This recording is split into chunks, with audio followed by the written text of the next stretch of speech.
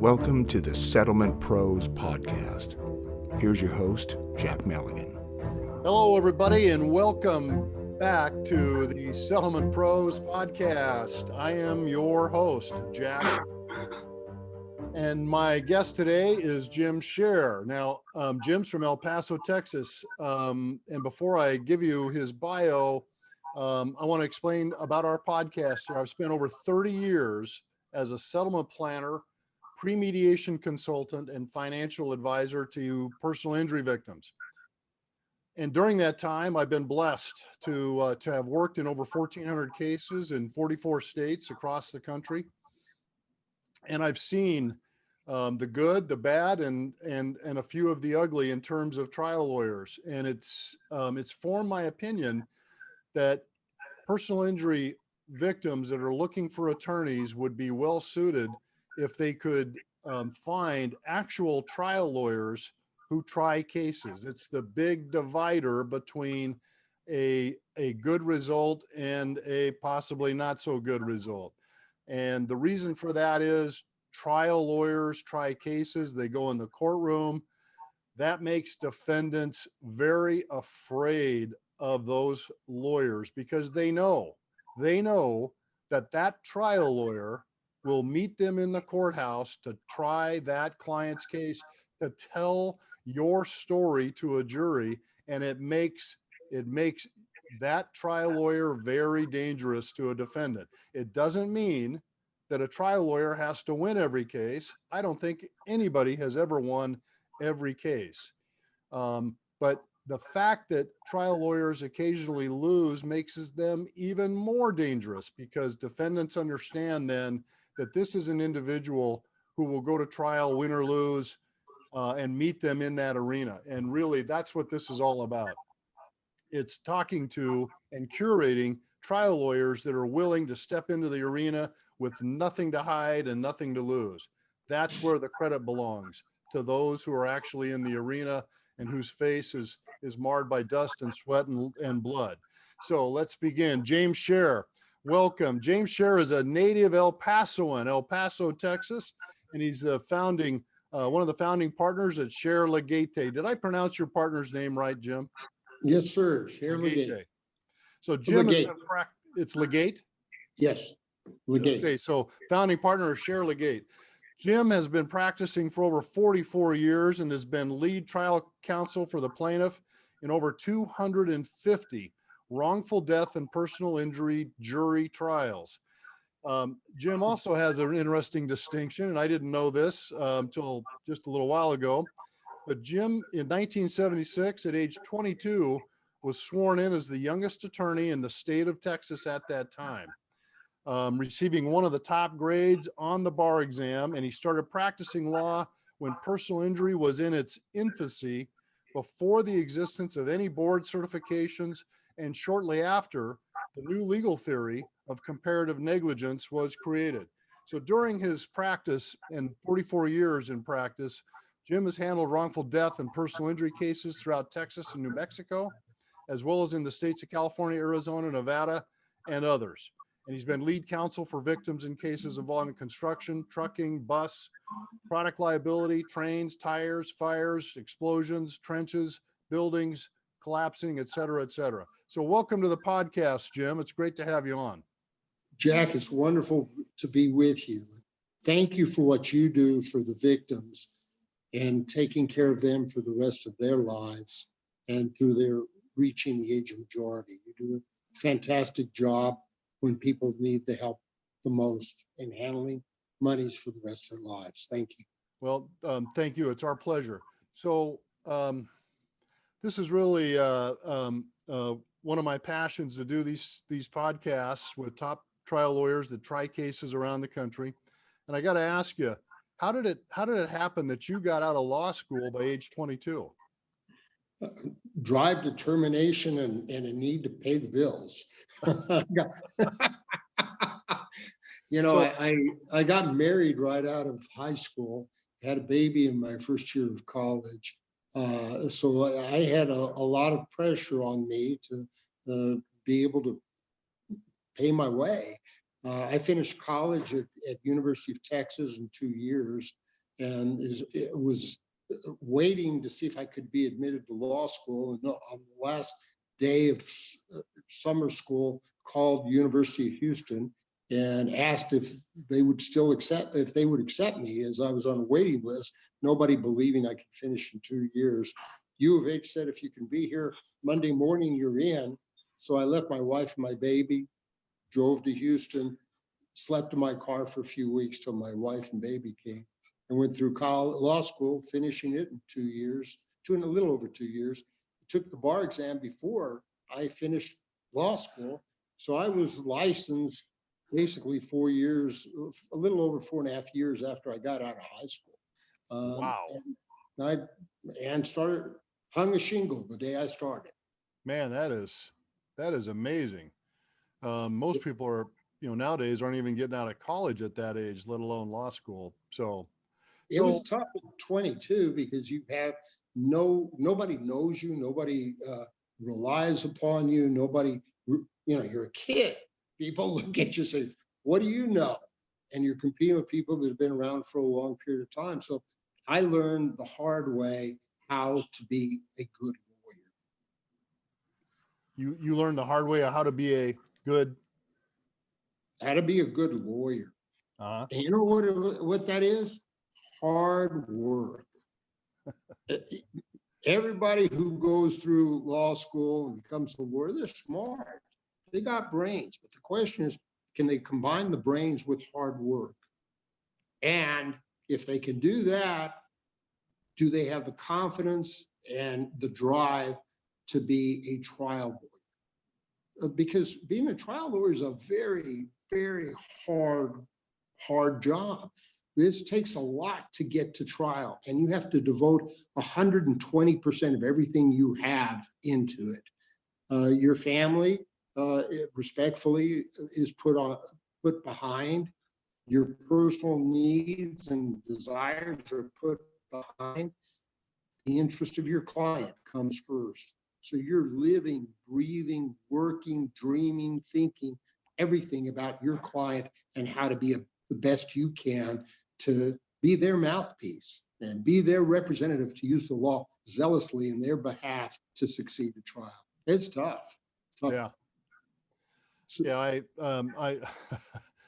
have deep admiration for trial lawyers.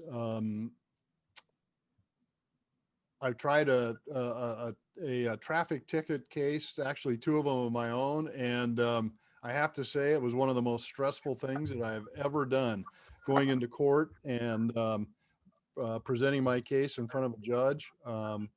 I'd never done that before. It gave me a lot of appreciation for how trial lawyers prepare for these trials and then react sometimes spur of the moment to things that are happening in real time in the courtroom, and you got to adjust. So we're in awe.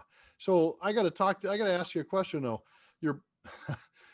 I mean, this is a quite a work ethic to get out of law school by 22, and to, as you've said, you've had to put in a lot of work to become an effective trial lawyer.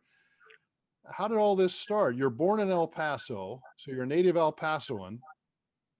Who were your parents? What did your dad do for a living? How about your mom? Well, thank you. Thank you for asking. I'm going to go back to my grandparents, if I may. Start there. My grandmother lived here. She was one of five children that lived here, and her father came from Eastern Europe and established a little store in El Paso and became fairly successful. My grandfather was from Eastern Europe as well, and came over right after purges were taking place in Eastern Europe. Lived in New York City, started working when he was 13 years of age, selling fish on the docks of New York City, and enlisted in World War I, was left for dead in the trenches, and they brought him back. He survived, he came back, and they told him, you need to head west if you want to survive, because the breathing was too bad in New York City. So he went to Denver and became a traveling salesman, moved down, moved throughout the Southwest through little gunfights and stuff like that, and met my grandmother, and they got married here, and he became a very industrious, hardworking businessman in El Paso, and became very successful. And he had 4 children, my mother being one of them. And my mom is alive today. She's 89. She's great. She got her master's degree in psychology, and she was a teacher here in El Paso, and she chose to teach in the Hispanic low-income schools. That's what we would describe them today. But to her, they were mi gente, my people, to take care and help raise Spanish-speaking children to have a future. And she did that. My dad was a traveling salesman. He traveled for many years selling clothes in what's called the schmata business throughout the Southwest. And eventually created his own company called Artistic Coat Company, and it became fairly successful. And I was partners with him in that, helping him business-wise, and financially. So a great family background. Me, I was the black sheep of the family. I had, though my family was fairly successful, I didn't want anything I don't want to rely on anybody. I didn't want anybody to say that they put me where I was, I want to do it all on my own. So I ventured out on my own and did everything the hard way. Sometimes right and sometimes wrong. The things that I did wrong, I remember the most, because those are the things that help set me back on the path of goodness, righteousness, and success. And boy, I did a bunch of things wrong, but that's what makes people better. Just like trials. You know, you're right. I have, you mentioned earlier a little bit about my resume and some of the things that are there, but the question of on every one of these is, what do you remember the most? If you would ask me that question, I could tell you that I remember the hardships and the losses the most, because that's what made me better, to look for how to be better next time, how the losses you internalize the losses. You think you're the one who did it wrong. May not be true, probably isn't, has a lot of facts that are there, but you look at it because you are so attuned. You're part of the family of the person who's injured or killed, and you take it very hard if you lose. So those losses have made me better. Yeah, I bet. So you said something about your grandparents, Jim, that caught my ear, that they left Eastern Europe at the time of the purges. Which purges are you referring to? Well, my grandfather came from an area called Galicia, which was in lower Poland, south of Krakow, and of course the Jewish purges that they were later Hitler followed up with some of the concepts, but there were purges where persons in the community didn't like Jews, and they either killed them or ran them out. And there was a lot of purges over time in the late 1800s. Wow. Well, that's some history I wasn't aware of, that there had been purges back even that far back in the late 1800s. And that forced people out of there and into over here to the land of the free and the home of the brave. That's really interesting. So, so your dad served in World War I, and grandfather served. Yeah, my dad served in the Korean War. Okay. Grandfather was a captain in the U.S. Army. My dad was a staff sergeant in Korea. both honorably discharged, both did their commitment and their responsibility and their life devoted to the US of A. Yeah. My dad in Korea actually had been wounded where he had been knifed and it became a DAV, but that never, I didn't even know about that till he was in his 70s, if there had been any effect on it, because he never looked down. He always looked up and forward. Wow. Anyway, that's a little background. Yeah, interesting background. So, how many brothers and sisters? How many kids in your family? I have one brother and one sister. My brother is just retired. He's a board certified radiologist. He was up in Seattle, as a matter of fact. He did residency near where you're at. And I think he taught for a while in Seattle. And then he moved to Texas Tech, where he taught for a while there and was head of part of the group, of the radiology group in Lubbock. Give me a second. I'm going to have to stop for a minute. Oh, go ahead. Turn something off. You're good.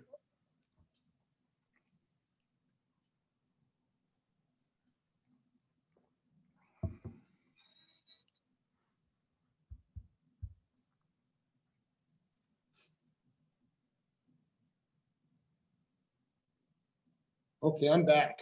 Thank you. So, is your brother older or younger? I'm the oldest. You're the oldest. Yes, brother's next, and then my sister is the baby, and she went to law school in LA, came back out of law school and came to work with me for a few years, met the love of her life, moved to Chicago, and became a lawyer in Chicago. She worked as general counsel for a business known as HMO, the very first one. And she was their general counsel and has been a healthcare lawyer ever since. Wow. Very, very, very, very knowledgeable in the field of healthcare law. So oldest in the family, that tells me a little bit about your drive and your desire to be independent and get things on your own. First children kind of follow a pattern sometimes, and it sounds like you're right in there. So growing up, what were you into in grade school? What were you like in grade school?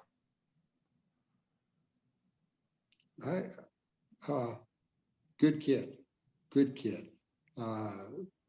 Very excellent grades. Not athletic at all, but just a quiet, introverted person, and that's pretty best way to describe it. When I became 14, I got my driver's license. That was the last year in Texas that you could get your driver's license at age 14.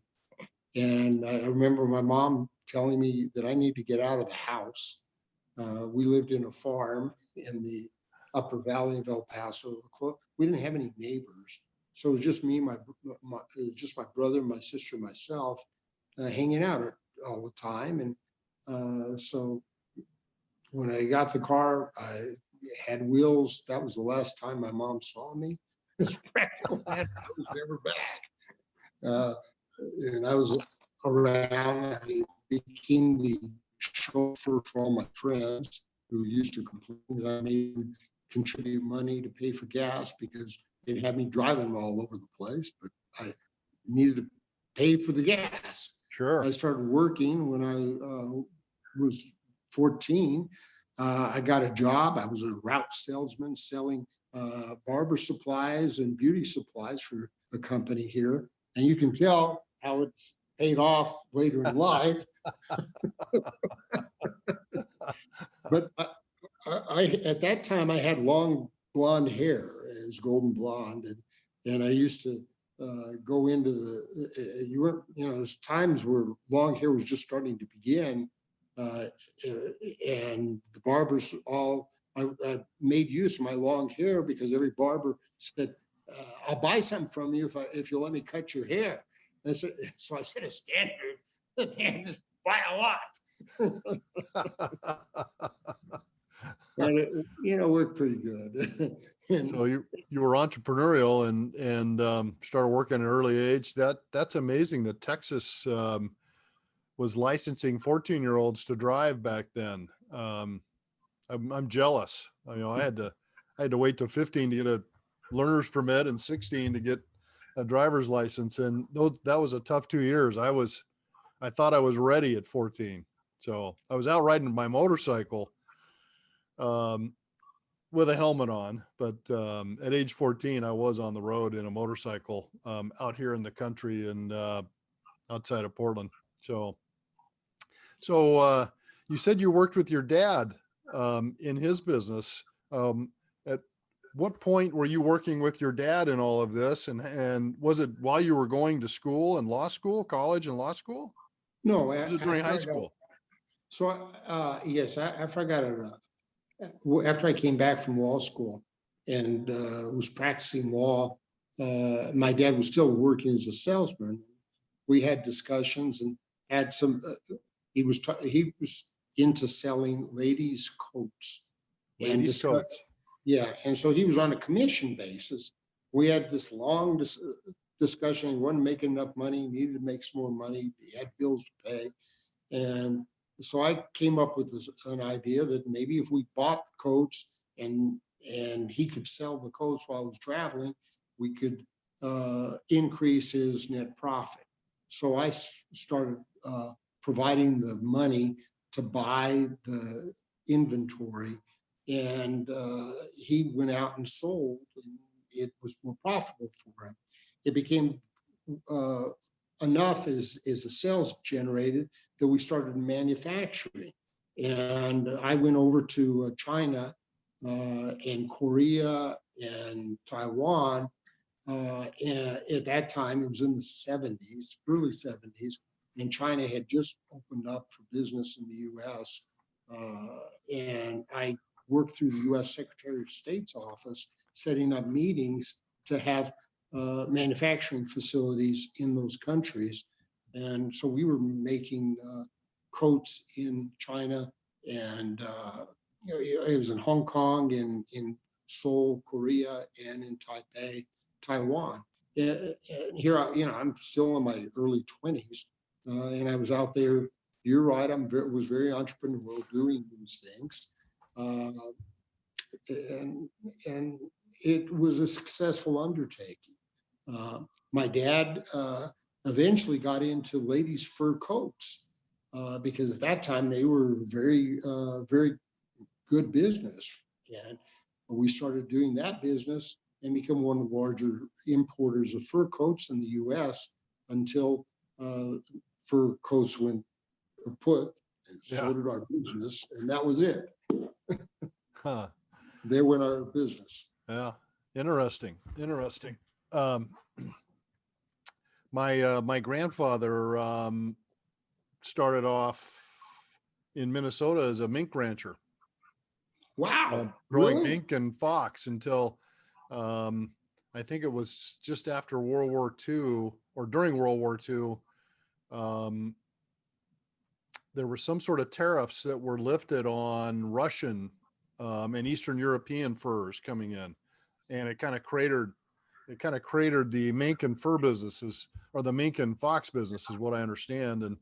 And so to make a living, he took off with his family from Minnesota and started working his way west, working as a carpenter on dam projects, and worked all the way along the Columbia River until he ended up in Portland. So a little bit of commonality there in the fur business. So growing up, you say you weren't necessarily athletic, didn't play sports. Did you have, what were your hobbies growing up besides being an entrepreneur? Well, I was very much an entrepreneur. I have to say that was one of my major hobbies. I would go downtown and talk to merchants that had their stores. I'd go down and ask them, do you have any inventory that you're not able to sell? And they'd show me these boxes. They go to the bins, and storage underneath the bins would be these boxes full of old shirts and pants, and they're brand new. They were still in the cartons, but they would be old and not stylish. So I'd talk to the merchants and say, well, if you'll give me this carton of shirts and this carton of pants, and let me take them on consignment, how much do you want for each one? And they'd give me a price, let's say 50 cents a shirt. And I said, well, I'll bring them back in either Monday or Tuesday. I'll bring them to you, or I'll bring you the money for them. Well, I would pick them up on Fridays and take them to the flea markets and sell them at 3 and 4 o'clock in the morning. At 5 o'clock, I'd be out by 6 almost every Saturday. And I'd sell out all my inventory. And I made the profit over the 50 cents on it. So if I got $1 for the shirt, they'd get 50 cents and I'd get 50 cents. So that was one of my projects that I worked on. There were lots of different things that I did to try to earn money. That is really an amazing story. So how old were you when you were doing this? 14, 15, 14. 16. So yeah. What gave you the the motivation, the idea? I mean, what do you ascribe your entrepreneurship to? I mean, were you born with it, or was it watching your dad and your mom? I mean, your mom was a teacher, and that's an interesting thing to delve into too. Obviously, you got learning and education were important in your family, but what do you ascribe that to? I mean, it's not very many people that have those kinds of experiences growing up. Well, realize my dad's a salesman. My grandfather's a salesman. Both of them were self-made people. My grandfather was a big influence in my life because he was always out buying and selling stuff. And so I had that model to start off with, and they were great role models for me. Lawyer-wise, bringing it back home, I had an uncle named Carl Friedman. Carl finished college at 16 years. College, get this, college. He finished college at 16? At 16, he was wow. Super. And anyways, he later became an attorney. He didn't go straight into law school. And he had his own office and law firm downtown in El Paso. And as a kid, I would go down to his office and hang out on Saturdays, or whenever I had some time. And it always looked like it was really a great job, because my uncle had a great life. He was a single man, had money, had a fancy convertible car, and his office had this contraption in it. I could see I still remember going down, sitting there, putting my feet up on his desk, because he would do that. And he pushed this little button, and you could talk on the telephone. It was a speakerphone. That's how far back this goes. And I thought, this is a pretty good life. He comes in, he would work in the office. He'd come in about 9:30. He'd go out to play handball and have lunch at 11:30, come back in about 1:30, work for the office till we got out about 4:30. Then he'd go out to, play tennis or whatever, and then meet the guys and have a beer or whatever they did, and have a nice evening. And I thought, that sounds like a pretty good lifestyle. Yeah. It might be something that I might someday have the opportunity to do. And I thought, that could be there. But that was never real for me. Never real. Because what became really my motivating force was working for the underdog, working for what was right. If there was something that I saw that was wrong, if there was something that I felt was unfair or unjust, I'd jump in and say something and argue and stand up for that to stop it. I guess I grew up during the period of the hippies time. And, there was Vietnam War going on. There was a lot of hawks versus doves. There were a lot of disputes against students who were saying we need to change and we need to have a better way of life than we've had. We don't have to be boxed in the same way. And I was part of that. And I truly believed that if we put our minds together and if we used the skills, the minds, and our efforts, we could make it better, our world. And I truly believe that if we worked harder today, we can make it better tomorrow. And I still believe that today. So that was really what motivated me. That's very interesting. So, interesting story about going to your uncle's office and having that exposure. When do you recall the moment when you actually decided that you wanted to become an attorney and go to law school? Was there a defining moment, a decision, something, an epiphany? No, I didn't have that snap decision that this is what I want to do, to be a lawyer. That really wasn't, it didn't come that way. It came more through a changing of me over a period of time, that I could make my life meaningful, that there could be something I could do with what limit. I have a little simple saying. I compare our lives with the sands on the beach. If you look at the sands on the beach, there's billions, probably trillions of sands on the beach. What if you have one grain of sand?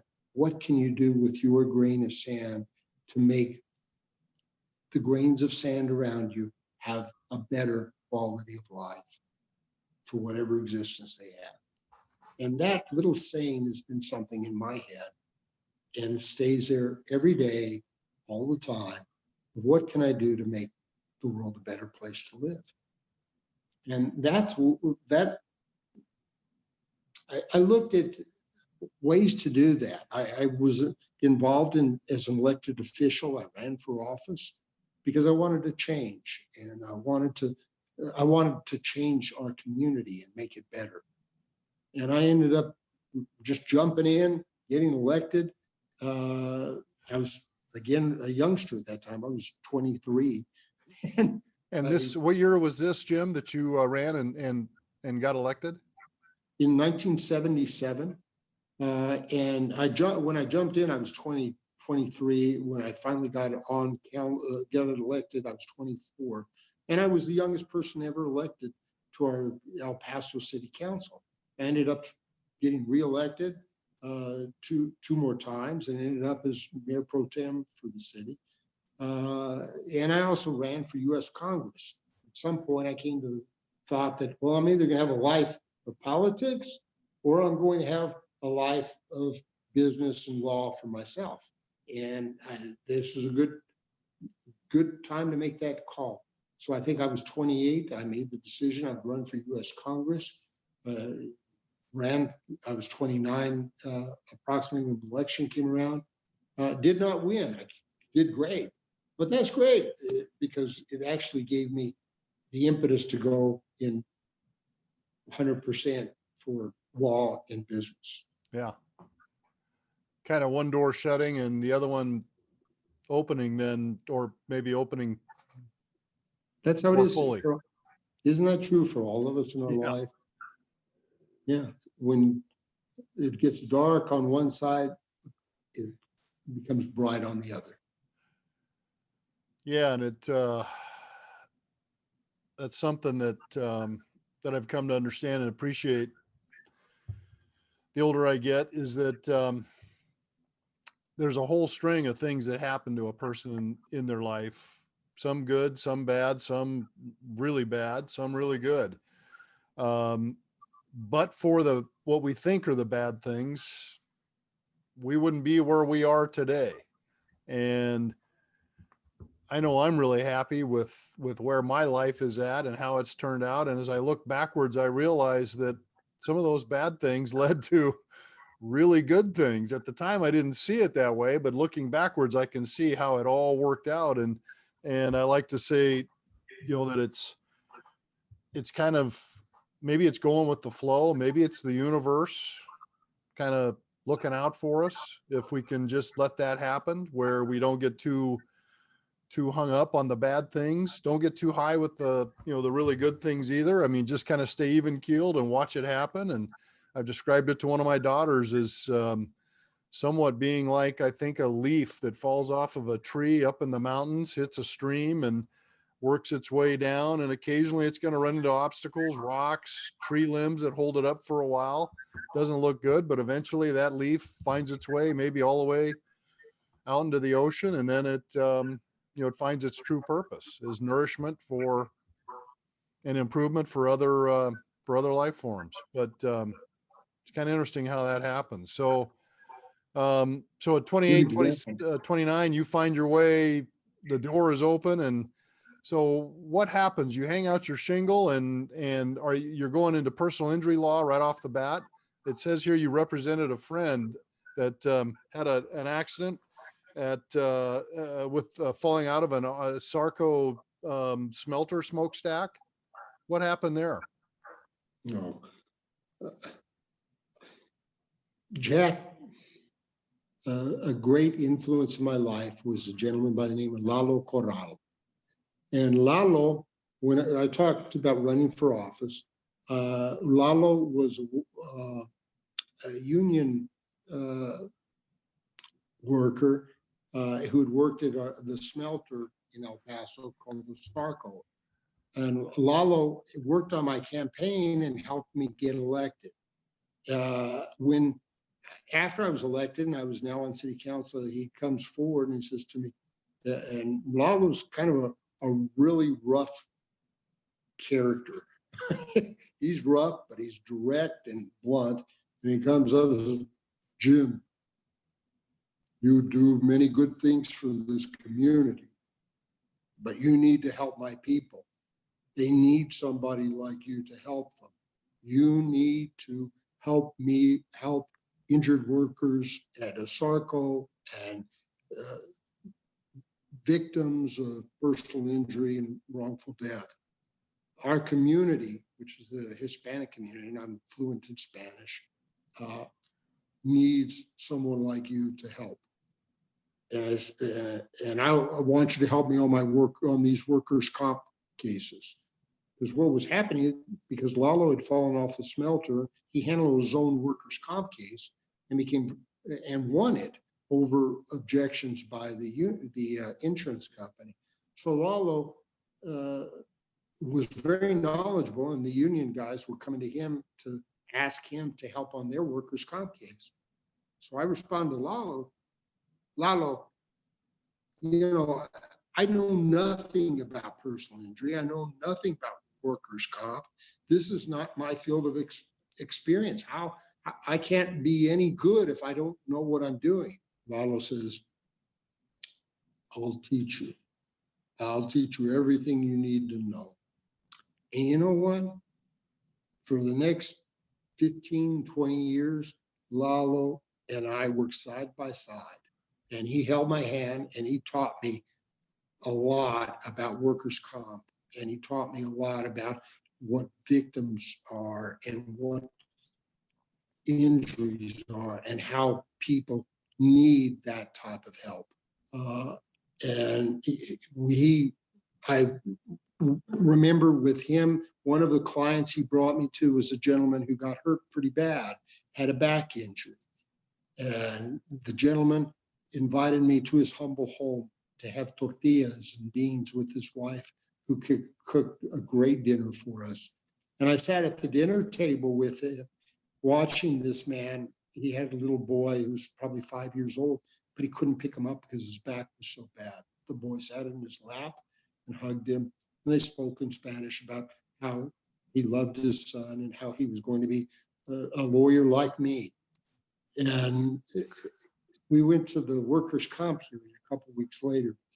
And I still remember the adjuster handling the hearing. There was it's an administrative hearing, so it's not a court case, trial. But the adjuster's there for the insurance company. And there's a hearings examiner who's a very nice retired union man.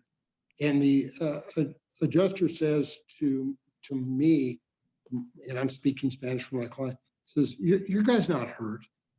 He's got a back injury. It's going to go away. He's going to a chiropractor. They're quacks. This guy's not really hurt. He's just in there for the money.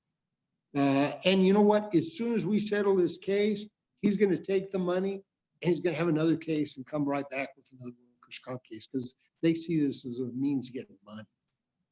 And I said to him, and I remember his name, and I'm not going to repeat it, but I said, that's not true. And I told him the story about going to dinner with him at the house. And he says, you make a good argument. There's another lawyer here in town by the name of so-and-so, and he handles all the workers' comp cases. We pay him $4,000 and give 2 years open medical for future medical care. And that's the most I pay on these back injury cases. And you know what? I'll give you $4,000 and I'll give you 2 years open medical, but he can't go see a chiropractor. Wow. I was not, didn't feel that was appropriate. The hearings examiner looked at me and says, that's pretty good. That's probably what they do. And I looked at my client and says, here's what they've offered in Spanish. Let's go to court. Let's go try this case. Because at that time, if you won, everything he could get was like less than $50,000, but he'd have lifetime open medical with the doctor of his choice. I said to the hearings examiner, award the case. That man we're going to go on to court. So the guy awarded it. I don't remember what he did. We went to court and we won this client's case, and he got the full amount and he got lifetime medical benefits. So does that lifetime medical, did that include chiropractic? Yes, sir. Wow. In fact, the chiropractor testified for it. Oh. It was really, and later the chiropractors liked me so much that I handled one of the cases I handled. It was a class action lawsuit in 1988 on behalf of several past presidents of the Texas Chiropractic Association against 26 insurance companies under a theory called bad faith in breach of contract. That case went on for years. Wow. But that kind of gives you a little background on doing the right thing. Yeah, that's interesting. So I got to ask you about Lalo, though.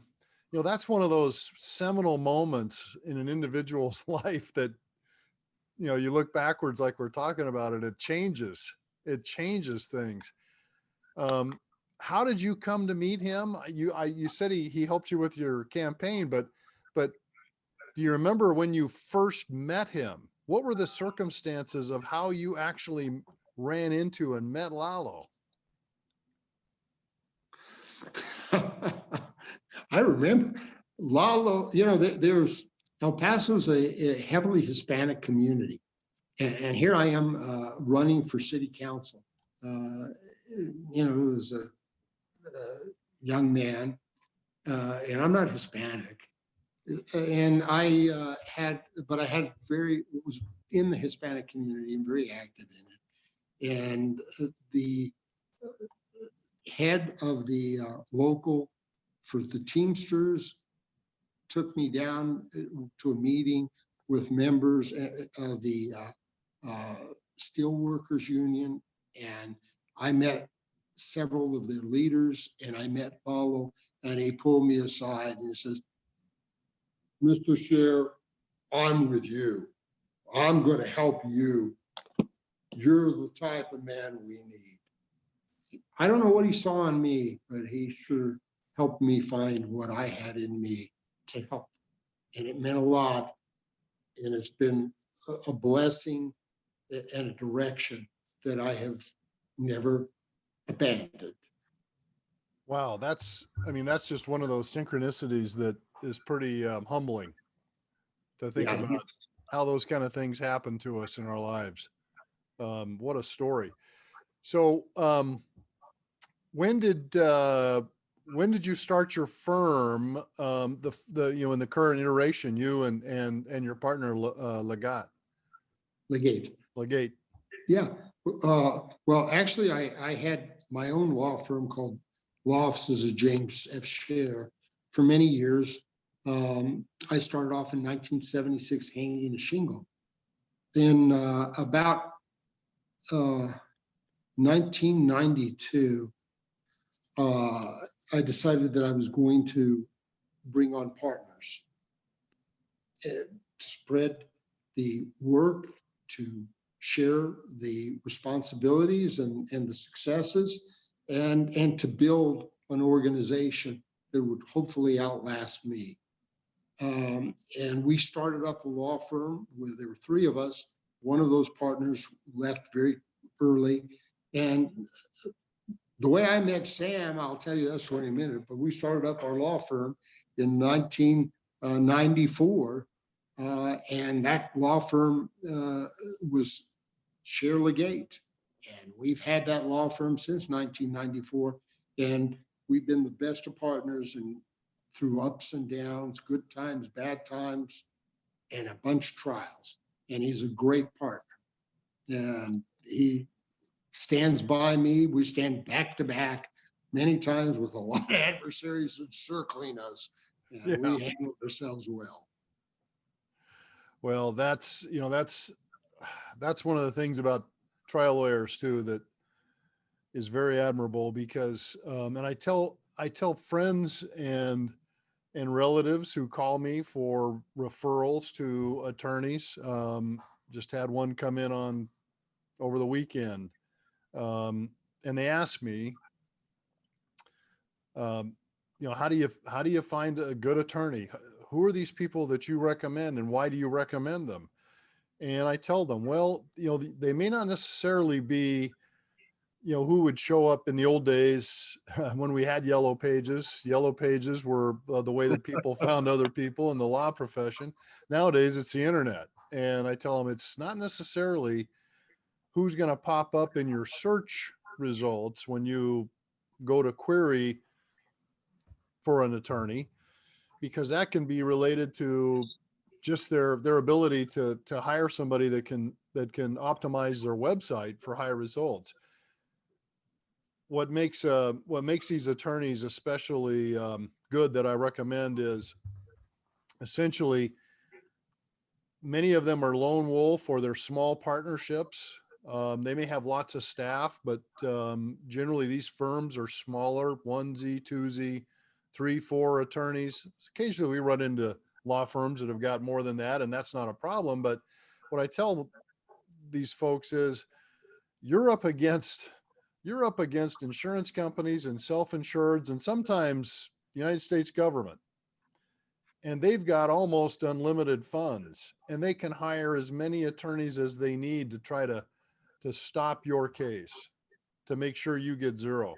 And what makes these trial lawyers so amazing and admirable is they go up against these forces. They look like they're outmanned and outgunned, but they've got the truth on their side, and they know how to tell the story of their client to a jury, and they know how to let the truth speak in the courtroom so that a jury sees that truth and then does the right thing and makes the right decision most of the time on behalf of the injured victim. But it's the ability of these trial lawyers to take on cases where the odds look overwhelming, and the forces arrayed against you from the defendant side are absolutely legion, and they are extremely well funded. They can afford as many experts as they need to try to stop the case. And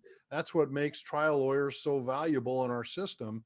And the fact that trial lawyers will take these cases on and do it on a contingency, which is really the only way it should be done, in my opinion, makes them even more amazing, because they're willing to go out there, as I said at the beginning of the podcast, go into the arena and put it all on the line. And many times it could be to their own economic detriment to do so. So, that's amazing. So what, let's talk about a couple of your cases, a couple more of your cases. What's been, what would you, I mean, I know you've had a lot of trials and a lot of successes, but pick one out in particular that you think is, would maybe be the pinnacle, or one that's just especially interesting, and tell me about that. I saw in your bio that you had a case in 2015. I think it was a trucking case, and it was verdict of the year in verdict search. Was that the case against FedEx? Yes, sir. Yes, sir. Yeah, I've had some cases, trucking cases, with FedEx on the other side. My last one, I think, was in Indiana. Interesting group to go up against. So what happened? Are you able to talk much about that case? Of course. It's still pending. There's a brief, it's at the New Mexico Supreme Court right now. So it's on appeal. It is. It's been, the trial court overruled their motions after the verdict. It was the largest verdict in the history of the state of New Mexico, and one of the largest verdicts in trucking for a jury verdict. And how big was that verdict, Jim? About approximately 165 million. Whoa. Is this for one individual or multiple? It was for, let me tell you, it was for a family. It was a wife and a daughter who were killed, leaving, and a little 19-month-old baby that was injured, leaving that had been, the wife, and the story is compelling. The wife and husband met playing soccer at age 13 in junior high, and fell in love and got married before they graduated from high school. Yeah, they lived at one of the parents' houses. Alfredo went out and started working flipping hamburgers to support his wife, and then the baby was born. And Alfredo worked real hard to save money and put together a good plan for his family. And his wife, Marielle, was a fabulous wife and mother and daughter, and very supportive of him. Alfredo moved up in the world and became a lab tech working for road paving in New Mexico. He was working in Deming at the time. And his wife, they had two babies, Eliadam, which is Mariella spelled backwards, which was the 4-year-old daughter, and Yahir, which was the 19-month-old baby. And Marielle wanted to surprise him, so she picked up the baby and the little girl, put him in the pickup truck, and started driving to Deming, New Mexico, where he was working. And somehow the truck broke down on the side of the road. She had her flashers on. It was dark. She was in the 4-lane freeway. Her vehicle was stopped, or nearly stopped, in the right lane. Left lane was completely open. A FedEx truck with clear visibility of her. And there was another car, a truck that had stopped in the median, had its flashers on, trying to warn oncoming traffic. The FedEx truck didn't even who had clear visibility for a mile could have clearly seen this, never even slowed down, never took their foot off the gas and hit her truck. It went over the top of it, crushing the cab, killing her, killing the little girl, and severely injuring the 19-month-old baby that was airlifted. The Department of Public Safety law enforcement got the father, brought him and followed him from Deming and let him see the scene. It was so tragic. FedEx took no responsibility. They denied that they were responsible, claimed that the driver of the truck worked for an independent contractor, though that independent contractor did 100% FedEx work. The truck was labeled and branded FedEx. And we tried multiple times to discuss with FedEx, look, this is a very bad case, you need to settle it.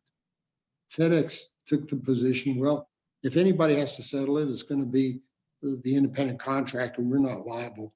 And, you know, also we want something that really gets me, I'll never do, is confidentiality binding the law firm. They insisted that our law firm sign that we would never reveal terms of settlement. You know, our clients, that's a different story. If they wanted to have our clients do that, that's between them and FedEx or any defendant. But when you start trying to have a party that is getting sued or defended require the lawyers to sign off an agreement to give that party a right to sue the lawyers, that's not kosher. So Yeah, I'm that's not not right. interested in that. It's not right. And FedEx insisted, we're not going to even negotiate with you unless you agree to that. And anyways, they were horrible, just flat horrible. We went to trial. We're in trial for 2 weeks. It was a fabulous trial. Was there any evidence of impairment or something else about the driver that caused him to not even try to avoid this? It was a female driver, and she died in the collision as well. And what we learned through family members and testimony is that the driver's daughter had suffered a very serious assault or something like that, and that she had been at the hospital with her daughter and apparently hadn't gotten a lot of sleep, and just came into work. They handed the keys to her, didn't ask her if she was fit to drive, let her go ahead and start operating the vehicle. But we'll never know if that's true or not, or what she did or why she didn't see him. You know, there's some food, you know, the food wrappers in the truck too. So we don't know what she was doing. But the issue was that there was evidence of an other cause, fatigue, or working too many hours, or you know, one of the rules under the Federal Motor Carrier Safety Regulations is they only ask you how many hours you've driven. Well, they don't ask you how many hours you were up before you start driving, or whether you did some other type of work or task that fatigued you in some fashion, or whether you were kept up because of the family emergency. None of that's there. And so I think it's 392.3. We had that charge, and it's a Federal Motor Carrier Safety Regulation, was included in the claims of negligence on the company. But our main focus, frankly, was on FedEx, because FedEx had no safety program at all. None. Unbelievable. It was horrible.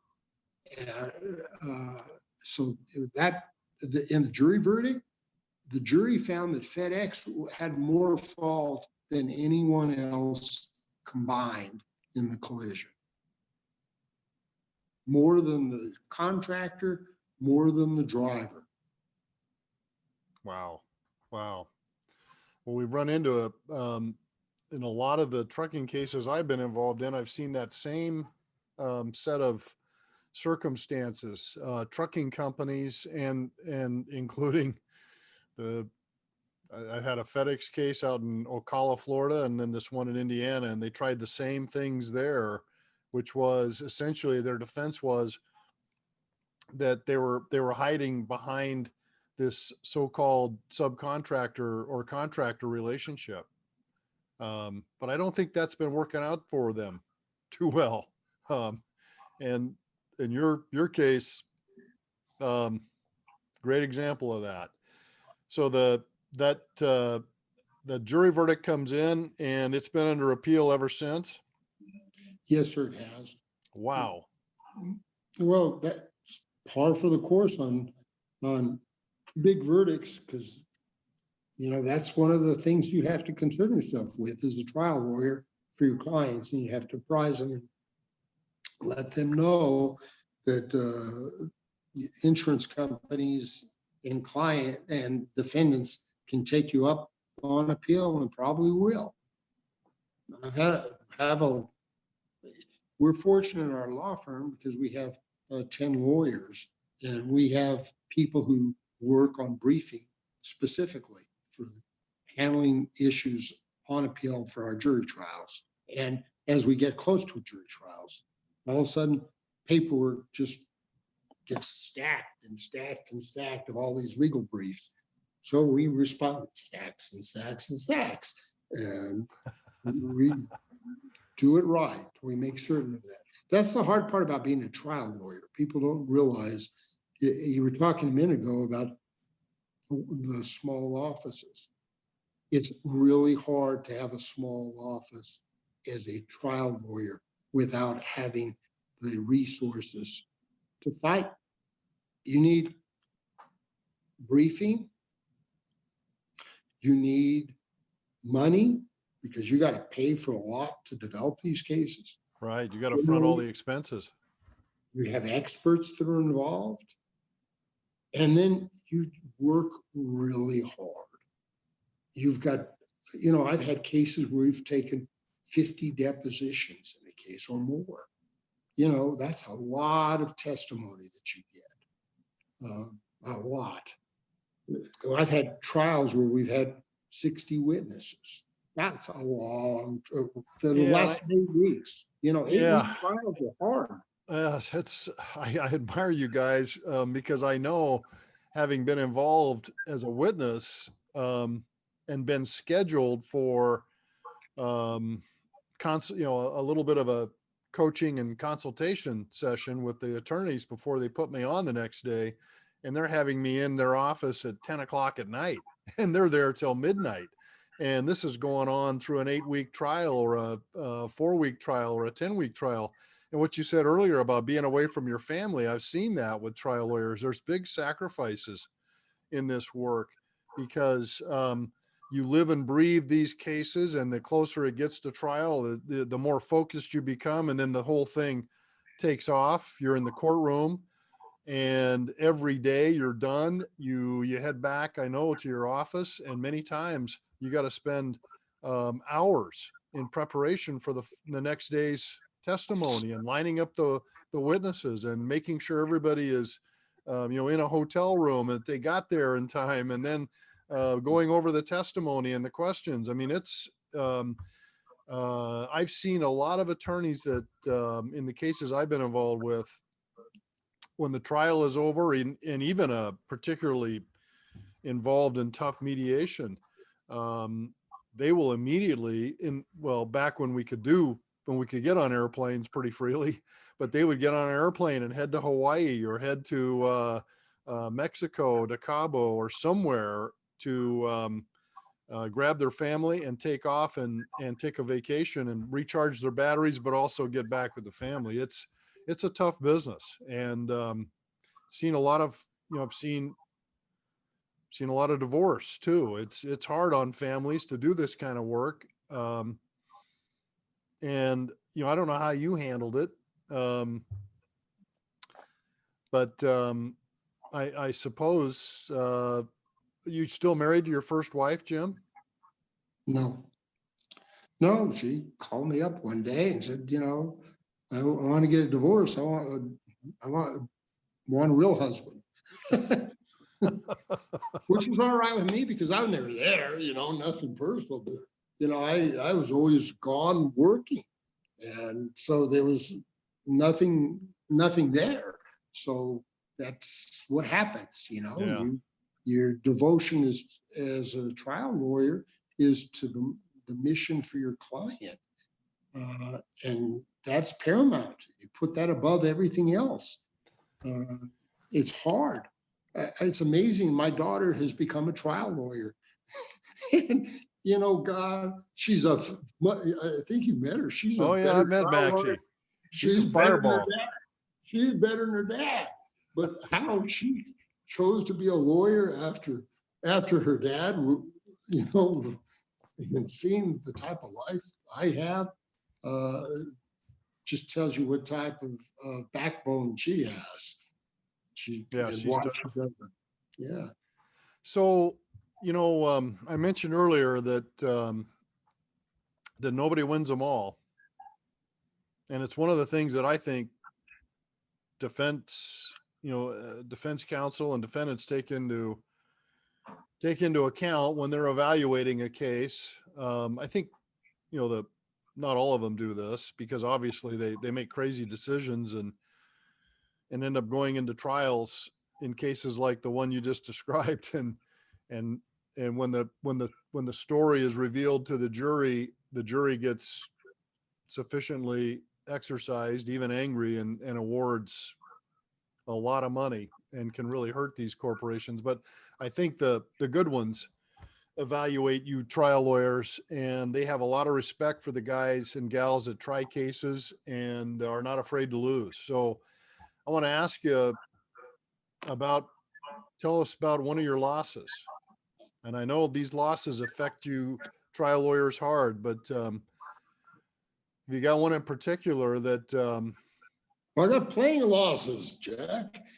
Any good trial lawyer is going to tell you they've had losses. Anyone who tells you, yeah, it's all these 100 million verdicts I've had, and I've gotten all these multi-million-dollar verdicts. Yeah, I've got, I've tried over probably 300 jury trials. You've got a pretty good assortment of highs, lows, but the ones that you remember are the losses. And I can talk, and is there one in particular? There's multiple because I remember each one of them. But one was in 1980, late 80s. And I was representing a young man who was valedictorian at UTEP. And he wanted to go to a concert at the Coliseum to see a band called Def Leppard. Okay, that's how far back this goes. I know that band. Teenager. So he goes to the Coliseum and this sold out, no tickets. So he's trying to figure out a way to maybe sneak in or get in to see the concert to see if somebody will give him a ticket. And he's out there, and the police are walking around the outside chasing everybody out of the parking lot. And the parking lot is a big parking lot. It's got a chain link fence about a quarter of a mile away around the whole place. And he's looking, and all of a sudden one of the policemen comes out and looks at him with a police dog. And he sicks the police dog on the kid. And my client, Louis Ballandron, starts, takes off running. And Louis is a small guy. He's not tall. He hits this chain link fence and he's trying to climb up. The dog bites him, grabs him, brings him to the ground, and holds him there. The officer comes over and says to the boy, to the dog, break, which is instruction, order, the dog release. Dog doesn't. He says, break. Dog doesn't release. The officer has to pry the jaws loose. The dog finally lets him. He takes the boy and holds him with his arm, leads him up to the front of the Coliseum with his leg bleeding and his blue jeans, puts the dog right next to him, says, and has him kneeling, says, if you move, this dog will bite your head off. I'm going to get my car. Goes, gets the car, puts the dog in and the kid, takes the dog to the kennel first, then takes the boy to the hospital. The boy gets infected. The dog bites are very, very filthy bites. This boy comes out, they arrest him and charge him with a criminal charge. And he lives with his poor mother in a very poor area of town. He gets out of the jail, hobbling down the street, and his mother's running to see him and grabs him, carries him home. Anyways, we go try this case, and I sued the city of El Paso. I actually called the chief of police beforehand and told the chief, Chief, this is wrong. You shouldn't have brought charges against this kid. Dismiss the charges. He said, no, the charges are right. And I said, if you don't dismiss them, I'm going to sue you guys for civil rights violation. Sue me. I know we did right. So I sued him, and I sued the city. We tried the case for 8 weeks. We presented 150 other incidents of improper use of police dogs in a 1-year time period of biting and hurting people. And we go to trial for this 8 weeks. The jury's in deliberations for, I think, 2 days. And they come back out and tell the judge, we can't get there, Your Honor. We find that the chief of police cannot, and the city should not be held liable because the officer acted in good faith. Well, or whatever that was, qualified immunity is what the thought was at that point. Huh. And I'm sitting there listening to it, and we go back and interview the jury, and the lady who hung them up just looked at me. She was an aunt of a lawyer friend of mine. He couldn't believe this, her comment. She said, I couldn't hold the chief liable. He looks like my deceased husband. Wow. That's lost the trial for us on that case. We took it up to the Fifth Circuit Court of Appeals, and the Fifth Circuit reversed the case and sent it back for a new trial on the basis of the qualified immunity, good faith by the police officer, saying you can't have an intention with that type of defense on it. So that's a pretty good example of something that you never know what's going to happen in a jury trial. You never know. Yeah, I've heard that many times. Trial lawyers telling their clients, usually at mediation that I'm at, where there's a decision to be made about accepting an offer that's on the table or proceeding to trial, and then what can happen. And that's, one of the admonitions that any case can be lost and that strange things can happen. You can get that 1 in 100 jury like you did with this lady on there who, lady juror who says, I can't hang the police chief for this because he looks like my dead husband. So, those are the kind of things that happen that can derail a case and a verdict, unfortunately, but that's our system. So you appealed it and retried it. No, did you settle after that? It got resolved. Okay. Wow. So that's an amazing story, but indicative of what can happen in a jury trial. And can you imagine? That was 30 years ago, over 30 years ago, man. Jeez, I've been trying a lot of cases. Hey, I got a bunch more lawsuits. You can talk with me all day about them if you want. Or wins, whichever one you want. Well, one more, your choice. Any other cases that come to mind? On a loss? Win or lose? On a loss? No. One of my most important cases was what we call the double standard for safety. It is written up internationally, and I still get, it was 1997 jury trial, and I still get calls to this day about it.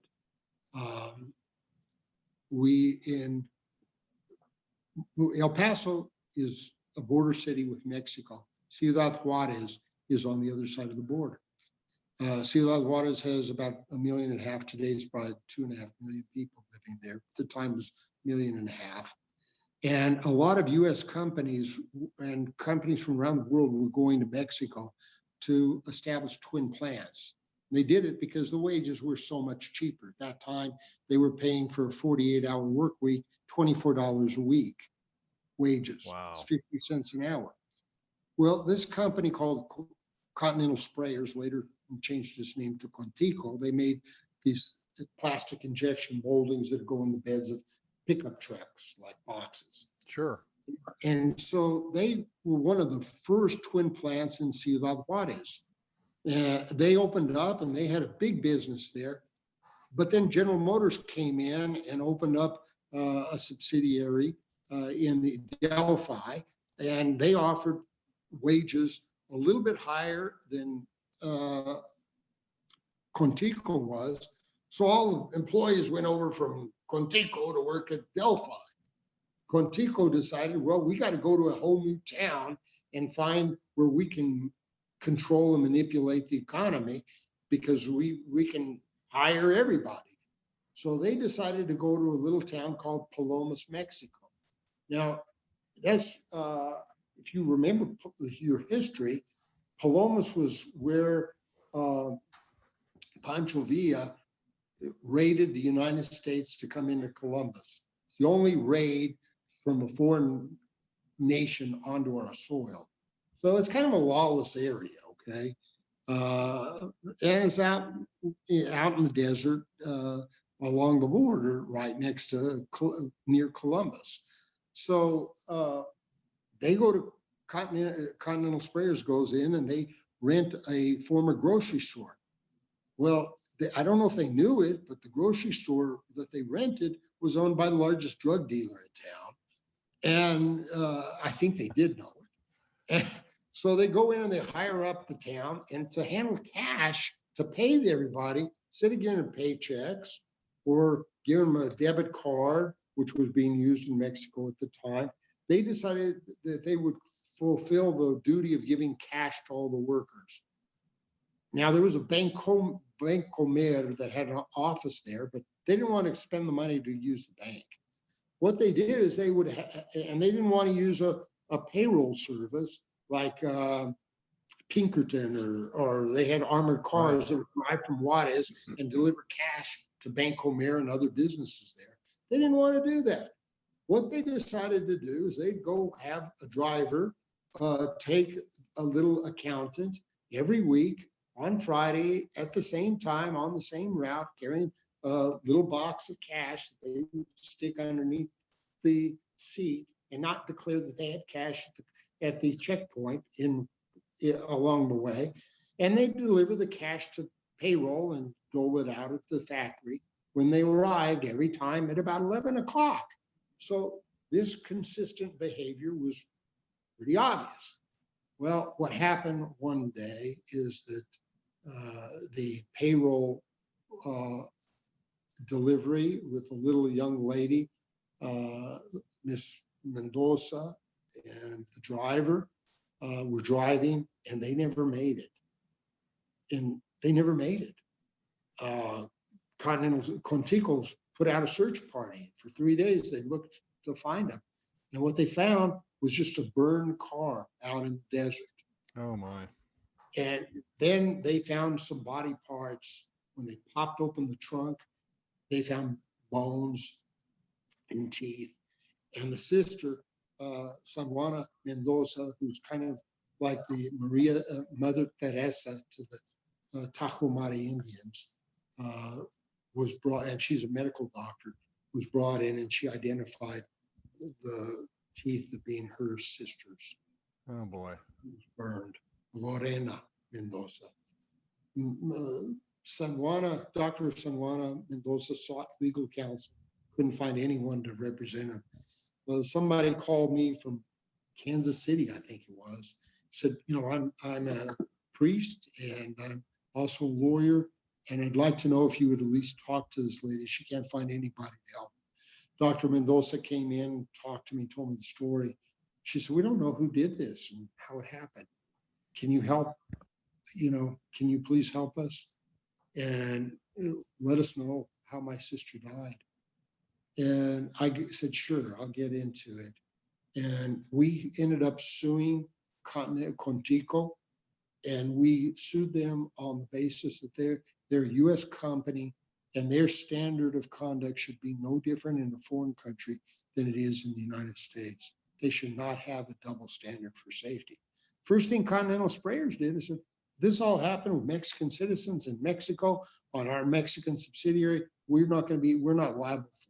Well, I got the evidence to prove that all the decisions were made right here in the United States. And the people who called the shots to do this stupid idea and the payments were all organized by US. And at that point, I was very concerned about holding them liable. So I went, the legal concept, like torts is the legal concept for personal injury cases. The legal concept for what laws apply is called conflicts of law, okay? Conflicts of law. So I went and researched who was the greatest leader in law, the greatest professor, who wrote the book on conflicts of law. His name was Weinstein. His name was Professor Weinstein. I ran him down. He was professor at the University of Texas at Austin. I called him up. I finally got him. It took a while. And Professor Weinstein got on the phone with me and he said, Mr. Scherr, you have a worthy case. It's very interesting. But I only represent multinational companies. I just came back from London. I'm arguing on the case between Exxon and Citibank, New York City. I don't represent business people or individuals. This is not something I do. I said, what do you charge Citibank? What do you charge Exxon or whoever you were working for? And he told me his hourly rate, and it was huge. And I said, how much? Okay, well, how much of a retainer would you like? I'll send it to you now. And I wrote him a check, and he took on the case, and he came and argued the issue of conflicts of law. And the judge who listened to the argument was actually a student of his in law school. And he, needless, as was the entire Supreme Court of Texas at that point. So it was going to be a very good position for us. And plus, he wrote the book. I mean, how can you say that it wouldn't apply?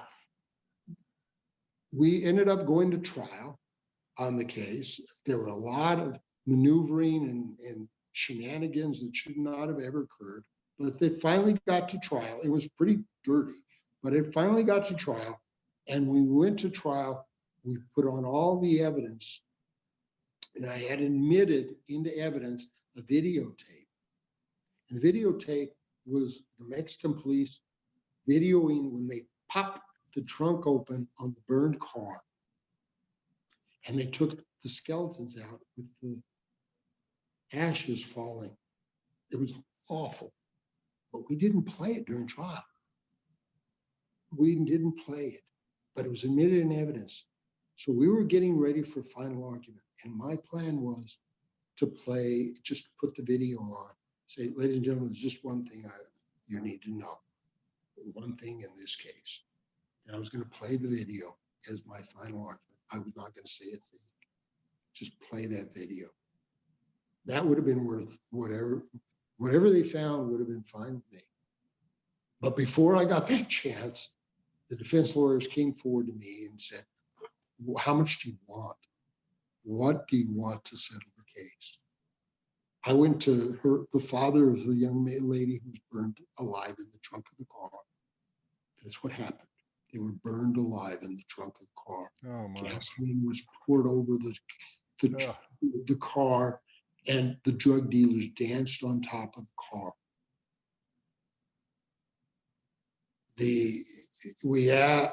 I asked the father, what do you want? He says, there's not enough money for me, Mr. Scherr. Beautiful Spanish.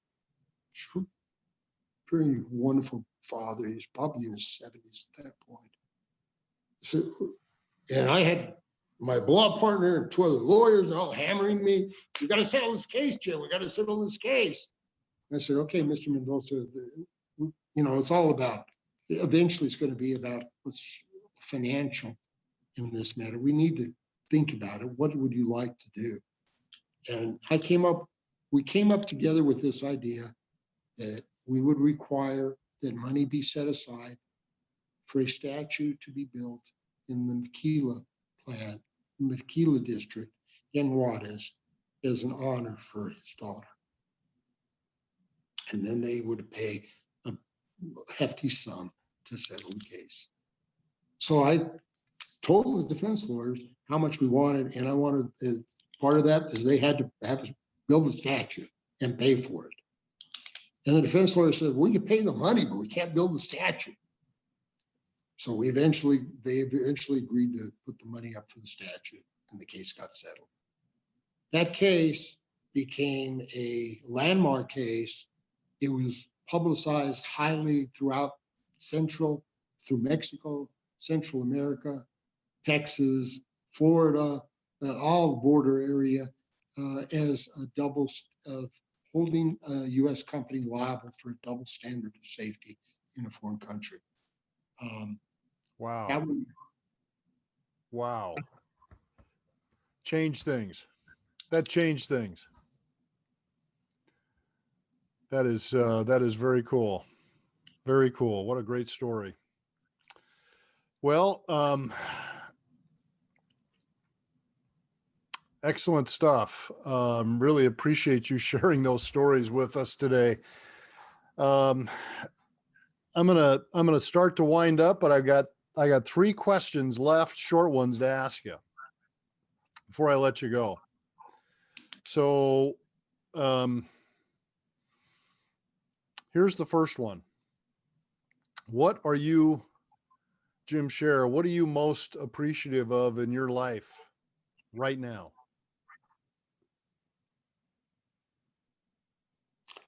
Living, being alive, and having the opportunity to help people. Yeah, life is precious. Second question. What one cause or thing or issue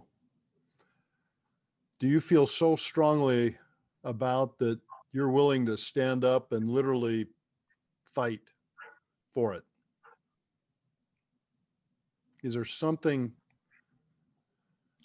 a core principle that you're willing to literally stand up and duke it out over? Truth and doing what is right for human beings, not money, but doing what is right. It's the first time I've had a one word answer, truth. That's a good one. And if your career was to be condensed into just one sentence when it's all over, what would that sentence say?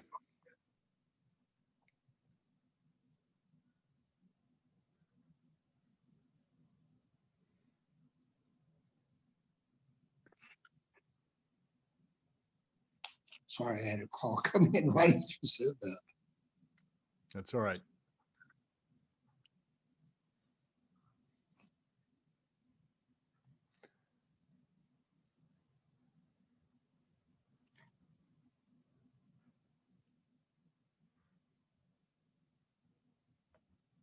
I tried my best to do what I could to make this world a better place to live. Excellent. Well, Jim,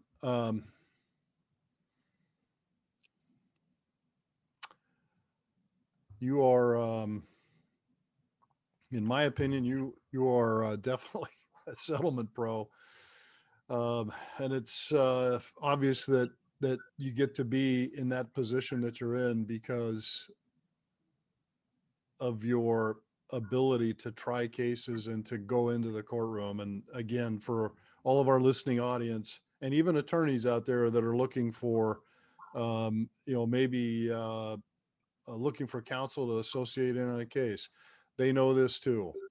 The lawyers that are able to get the best settlements, part of the reason they are able to do that is because of their willingness to go into the courtroom and fight it out, win or lose. So I congratulate you on that. I congratulate you on making it through the podcast. Thanks for taking the time, and thanks for being a tough fighter for the rights of injury victims and for truth. Really appreciate it, Jim. That is it. That ends another episode. Is there any final comment that you'd like to make, Jim? Jack, this was excellent. You did a fantastic job. Thank you for volunteering your time and your effort to spread the word and to try to help human beings. This is not about money for any of us. It's about doing the right thing. And you're doing it. Well, and all of us have to work together to do that. Thank you. It's since the day in 1985, when I heard about this particular niche of working with injury victims in something called structured settlements. I was at an investment advisory in downtown Portland, and I got very excited. I did not make it to law school. I wanted to be a lawyer, although at the time I thought I wanted to be a tax lawyer. I thought taxes were really interesting, and trying to help people, avoid or lessen their tax bill would be an interesting profession. But career day, one career day, I interviewed an attorney, and he was a trial attorney. And I remember him telling me about the excitement of trying a case. And I'd like to hope that if I'd have made it to law school and made it through, that I'd have found my way into trial work. I think it's the most exciting, the exciting thing that somebody could probably do in the law. There's probably other lawyers that feel differently about their specialties, but I think trial work would have been a very fun and rewarding career. But we were passionate about this for injury victims in my office because we've been plaintiffs. We've got family members and friends that have been plaintiffs. One of my best friends is a C2 vent dependent quad. He was in my wedding before he got hurt. I've got cousins, a brother, a sister. I mean, we've had lots of experiences with personal injury situations, and I've seen before I got into this line in my niche, and then after I got into it, people are affected by the level of expertise of the trial lawyer that they get to. And so, again, my aim with this podcast is to highlight and shine a light on trial lawyers that are real trial lawyers that go in the courtroom, and that's what makes them such a great settlement pro.